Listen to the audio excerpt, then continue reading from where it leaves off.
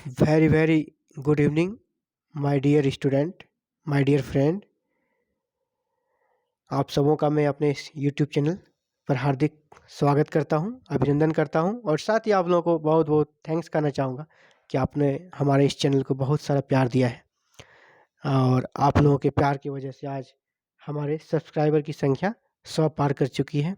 पूरा दिल से आभार, शुक्रिया। तो सीधी बात, नो बकवास, सीधे आते हैं टॉपिक पे। जैसा कि पिछले क्लास में हम लोगों ने पूरे सिलेबस का डिस्कशन कर लिया था और उसी में एक विशेष रणनीति के तहत ये बात हुई थी और ये डिसाइड किया गया कि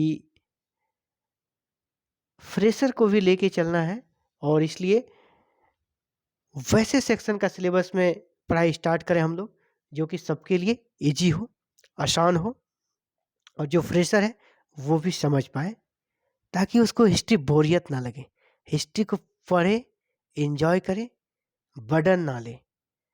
और इसीलिए हम लोग मॉडर्न इंडिया सीरीज को शुरू कर रहे हैं क्योंकि हम लोग मॉडर्न युग में पैदा हुए हैं और मॉडर्न चीज़ों को ज़्यादा समझते हैं और क्योंकि ये हमारे जीवन से जुड़ा हुआ चीज़ है। इसीलिए पढ़ना तो हमें सबको है, तो क्यों ना हम एक ऐसे पार्ट से स्टार्ट करें जो सबके लिए समझना ईजी हो। इसीलिए हम लोगों ने स्टार्ट किया है यूनिट 7 जो हमारे सिलेबस में है, उसमें है आधुनिक भारतीय इतिहास के स्रोत। इसी को हम लोग आज पढ़ने वाले हैं। तो हम लोग यहाँ पे क्या जानेंगे? आधुनिक भारतीय इतिहास को जानने के स्रोत क्या है।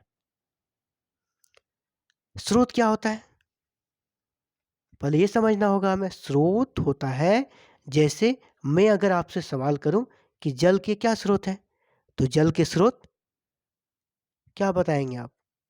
तालाब, नल, कुआं, मतलब जल आपको कहाँ कहाँ से मिलता है। तो इसी तरह आधुनिक भारतीय इतिहास को जानने के लिए साधन कहाँ से मिलते हैं आपको? तो ये सारे साधन हैं आधुनिक भारतीय इतिहास को जानने के। आधुनिक भारतीय इतिहास के इतने सारे स्रोत हैं। अगर देखा जाए तो इसे हमने 8 भागों में बांटा है। 8 भागों में आधुनिक भारतीय इतिहास के स्रोतों को बांटा गया है। तो आज का जो क्लास होगा, आज हम लोग मुख्य रूप से इन 8 पे बात नहीं करेंगे, बस अभिलेखीय सामग्री पे बात करेंगे। पहला क्लास था, स्टार्टिंग क्लास है, ये ज़्यादा बड़ा नहीं। आप लोग भी इसको बड़ा रहने से थोड़ा न्यूज़ चैनल के लिए दिक्कत होता है, तो इसे शॉर्ट में ही लिया मैंने। अभिलेखीय सामग्री के बारे में सिर्फ पढ़ेंगे और ये बहुत सारा क्वेश्चन एरिया नहीं है। आपके जो क्वेश्चन ज़्यादा बनते हैं इस एरिया से बनेंगे, यहाँ से नंबर 2 से। इसलिए मैंने इसे कल अलग सेक्शन रखा है, अलग सेक्शन में कल इसको पढ़ेंगे। तो आज अभिलेखीय सामग्री पे आते हैं। तो अभिलेखीय सामग्री को जो पढ़ेंगे उसे भी हम लोगों ने 5 भागों में बांटा है। इन पांचों का अलग अलग डिस्कशन करने वाले हैं। तो अभिलेखीय सामग्री को पढ़ने से पहले हमें यह जानना चाहिए अभिलेख होता क्या है। अभिलेख जब कोई प्राचीन काल में राजा महाराजा अपने आदेशों को, अपने संदेश को शिलाओं में, पत्थरों में या किसी ठोस वस्तुओं पर या मिट्टी के बर्तनों पर, ताम्र पत्रों पर उत्कीर्ण कराते थे, तो उसे अभिलेख कहा जाता था। या उसे शिलालेख भी कह सकते हैं, ताम्रलेख भी कहते थे। जब तांबे पे तांबे पर लिखी हो ताम्रपत्र, पत्थर पर लिखी हो शिलापत्र, लेकिन वही अगर कागज में लिखी हो, उस समय तो कागज था नहीं, तो वही जब कागज पे लिखी हो तो उसे अभिलेख कहते हैं।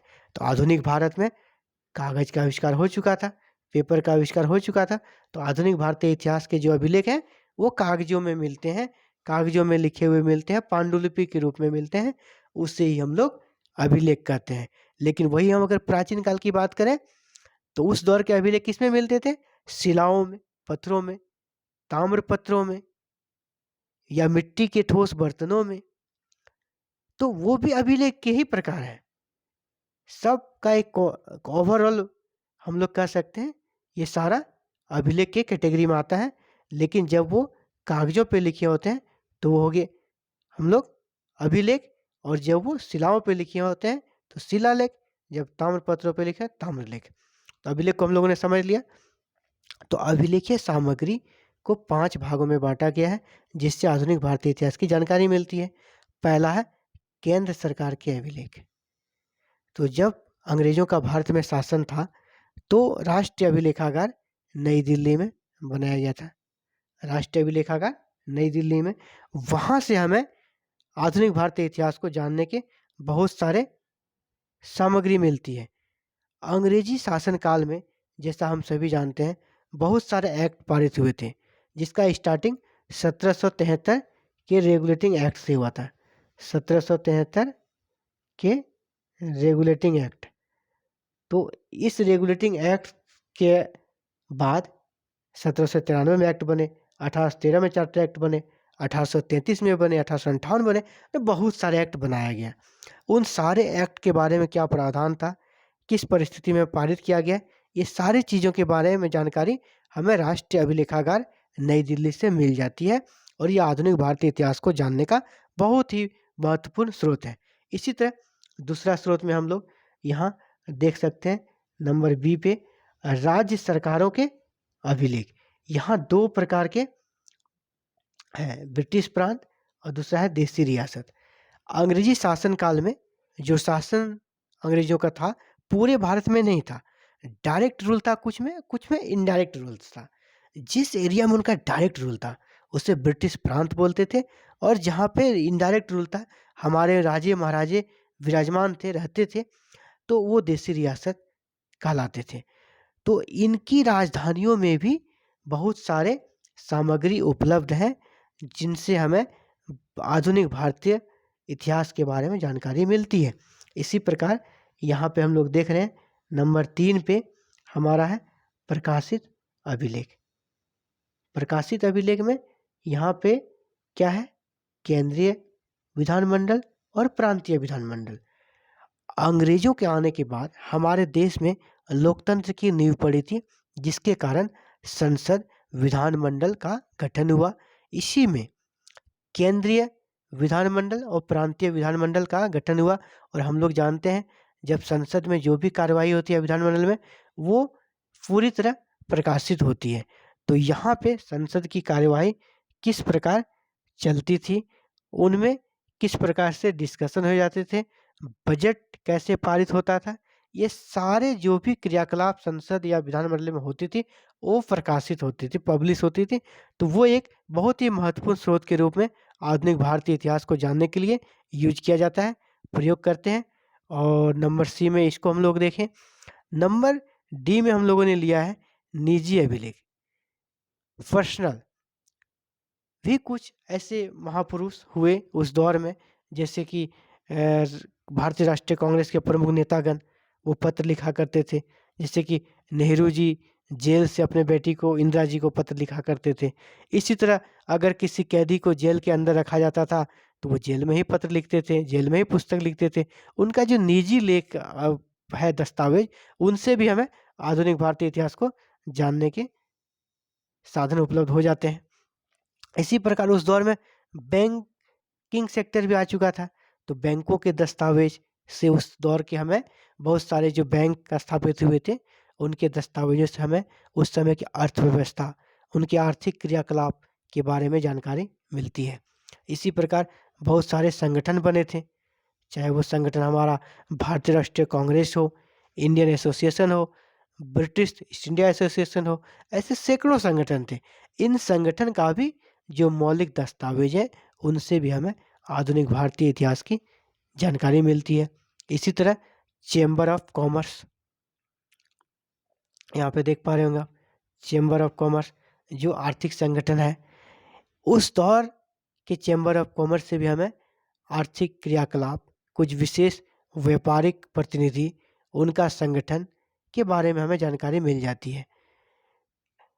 नंबर ई पर जो हमारा विदेशी संग्रहालयों में संरक्षित अभिलेख, मतलब है कि कुछ वैसी सामग्रियां भी हैं जो कि भारत में उपलब्ध नहीं है, लेकिन हमें वो विदेशों से मिल जाती हैं, जो कि भारत में नहीं है।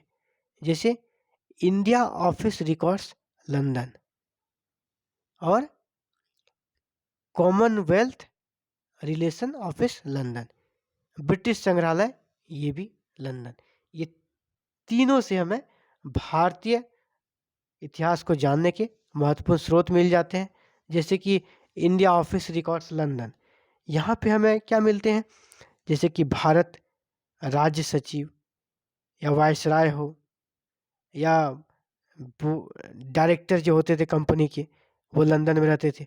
उन सब चीज़ों का जो उन सब चीज़ों के बारे में, उन सब के क्रियाकलाप के बारे में हमें इन संगठनों से जानकारी मिल जाती है, जो कि लंदन में ही स्थित है।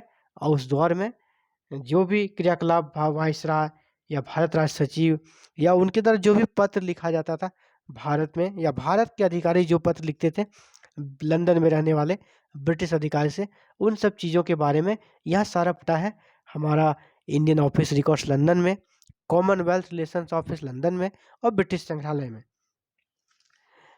तो इसी तरह अगर हम देखें आगे तो मिशनरी सोसाइटी ऑफ लंदन, ईसाई मिशनरियाँ हमारे देश में शिक्षा के लिए कार्य करती थी, तो उनका भी एक संगठन है missionary society of London.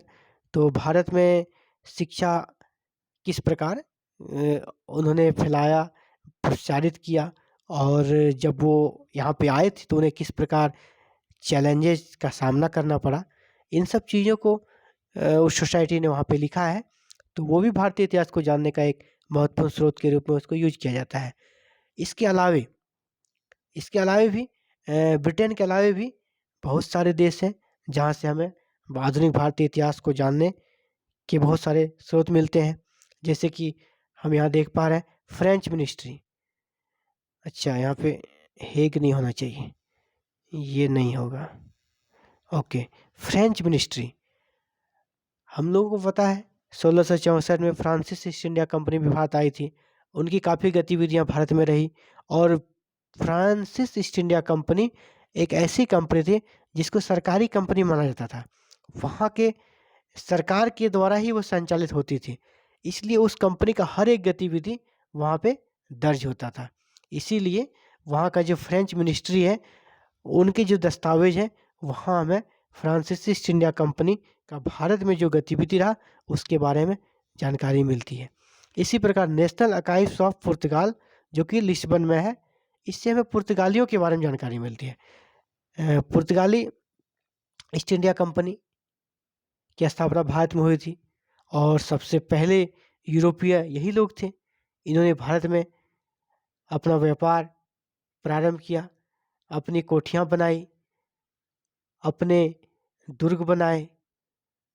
Bharat में जैसे कि इनके जो गवर्नर आए थे अलबुकरक, उस दौर में भारतीय स्त्रियों से वैवाहिक संबंध भी स्थापित किए। तो बहुत सारे क्रियाकलाप पुर्तगालियों के द्वारा किए गए। तो उन सब चीज़ों के बारे में नेशनल आर्काइव्स ऑफ पुर्तगाल जो लिस्बन में है, वहाँ से हमें मिलती है। आगे हम लोग देख रहे हैं जर्मन फॉरेन ऑफिस, जर्मनी का जो विदेश मंत्रालय है, वहाँ से भी हमें भारतीय इतिहास को जानकारी मिल जाती है।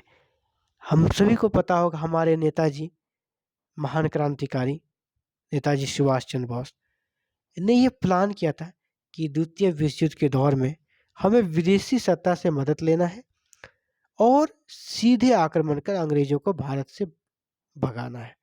तो नेताजी जर्मनी गए थे, हिटलर से भी मिले थे, जापान गए, उन्हें एक बहुत बड़ी रणनीति के तहत उन्होंने विदेशों से संबंध स्थापित किया। तो इसीलिए हमारा जो भारतीय इतिहास को जानने का स्रोत है, उसमें उन सब देशों से जिनसे उन्होंने संपर्क जोड़ा, वहाँ के दस्तावेजों में भी भारतीय इतिहास को जानने के स्रोत मिल जाते हैं। इसी क्रम में जर्मनी का जो फॉरेन ऑफिस है, विदेश मंत्रालय है, वहाँ से भी भारतीय इतिहास की जानकारी हमें मिलती है। इसी तरह हम लोग यहाँ पे देख पा रहे हैं स्टेट डिपार्टमेंट और जस्टिस डिपार्टमेंट जो कि अमेरिका का है, वहाँ से भी भारतीय इतिहास के बारे में जानकारी मिलती है। तो स्टेट डिपार्टमेंट यूएसए और जस्टिस डिपार्टमेंट यूएसए, एक्चुअली बहुत सारे क्रांतिकारी हमारे यूएसए से रहकर, अमेरिका में रहकर क्रांतिकारी गतिविधियों का अंजाम देते थे। एक बहुत ही महत्वपूर्ण जो कि गदर पार्टी 1913 में स्थापित हुई थी, वो भी सैन फ्रांसिस्को अमेरिका में ही स्थापित हुई थी।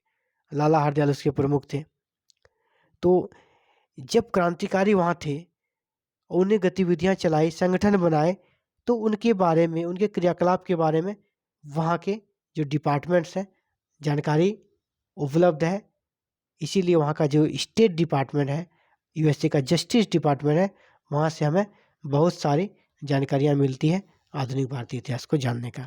इसी तरह नेक्स्ट हम लोग यहाँ पे देख पा रहे हैं, ये दो जो संगठन है पाकिस्तान के हैं। West Pakistan record office Lahore में है, और इसी तरह एक है अभिलेख कार्यालय पेशावर। पाकिस्तान का तो भारत से ही विभाजन होकर निर्माण हुआ है, तो निश्चित रूप से भारत से संबंधित बहुत सारे दस्तावेज पाकिस्तान में उपलब्ध हैं। और उसी का अगर हम वाइस वर्सा करें तो पाकिस्तान के बहुत सारे दस्तावेज भारत में भी हैं। दोनों तो पहले एक ही देश थे। इसीलिए West Pakistan record office Lahore, अभिलेख कार्यालय पेशावर, यहाँ से भी हमें आधुनिक भारतीय इतिहास को जानने के महत्वपूर्ण स्रोत मिल जाते हैं। तो ये थे आधुनिक भारतीय इतिहास को जानने के स्रोत। उनमें से जो पहला नंबर था हमारा अभिलेखीय स्रोत, अभिलेखीय सामग्री, उसमें से हम लोगों ने अभिलेखीय सामग्री का 5 यूनिट देखा। अभिलेखीय सामग्री का 5 यूनिट ABCD करके केंद्र सरकार के अभिलेख, राज्य सरकारों के अभिलेख, प्रकाशित अभिलेख, निजी अभिलेख और विदेशी संग्रहालयों में संरक्षित अभिलेख, और इन्हें एक शॉर्ट क्लास के माध्यम से देख चुके हैं। और अगला जो क्लास होगा इसमें हम लोग नंबर 2 से लेकर नंबर 8 तक इसको देखेंगे। और ये क्वेश्चन एरिया है, यहाँ से क्वेश्चन बनेंगे ज़्यादा, और वो लॉन्ग होने वाला है, इसीलिए इस वीडियो में मैंने उसे नहीं डाला। उसे सेपरेट क्लास में कल डिस्कस किया जाएगा। और आप लोगों को कहना चाहूँगा कि कल से क्लासेस प्रतिदिन होने वाली है, और बस आप लोगों को काम बस यही करना है कि हर क्लास को पूरा देखें, कंटिन्यू वीडियो को देखें और स्किप ना करें। और जब भी आप बैठें तो एक पेन, कॉफ़ी साथ में लेके बैठें। नोट डाउन करने लायक बातें बहुत होगी, उससे आप नोट डाउन करें, ताकि आपको बार बार वीडियो को देखना भी नहीं पड़ेगा और आपकी तैयारी 100% अच्छी होगी। ऐसे होता है क्या, बहुत सारी चीज़ें इसमें तो 100% चीज़ें नहीं लिखी है, बहुत सारी चीज़ें लेक्चर्स में आएगी, उसे भी आप लिख पाएंगे। मैं चाहता हूँ आपकी तैयारी एक ही बार पढ़ो, दुरुस्त पढ़ो, बार बार आपको पढ़ना ना पड़े। बिल्कुल मैंने जो आज से क्लास स्टार्ट किया है, बिल्कुल एकदम सिलेबस के ओरिएंटेड एक एक सेक्शन को डिस्कशन किया जाएगा शुरू से लेकर लास्ट तक। तो क्वेश्चन कहीं से छूटने वाला नहीं है। आप बस क्लास को कंटिन्यू रखना है, एक एक क्लास को करना है। और पुनः आप लोगों से गुजारिश है, हमारे चैनल को आपका प्यार चाहिए, आपका आशीर्वाद चाहिए। इसीलिए अपने दोस्तों, मित्रजनों, तैयारी करने वाले और भी जो हैं, उनको आप मेरे इस चैनल को शेयर करें, आप लाइक करें, अगर सब्सक्राइब नहीं किए तो सब्सक्राइब करें, और बेल आइकन को दबाना बिल्कुल भी ना भूलें। क्योंकि अगर आप बेल आइकन को प्रेस करते हैं तो मैं जो भी नया वीडियो डालूंगा क्या, रोज़ ही डालूंगा, रोज़ ही क्लास, आज से क्लास स्टार्ट हो गया तो आपको नोटिफिकेशन मिल जाएगा और आप तुरंत उसको देख पाएंगे और ज़्यादा से ज़्यादा लाभान्वित हो जाएंगे। तो please like, share, subscribe and don't forget press bell icon. इसी के साथ शुभ रात्रि, गुड नाइट।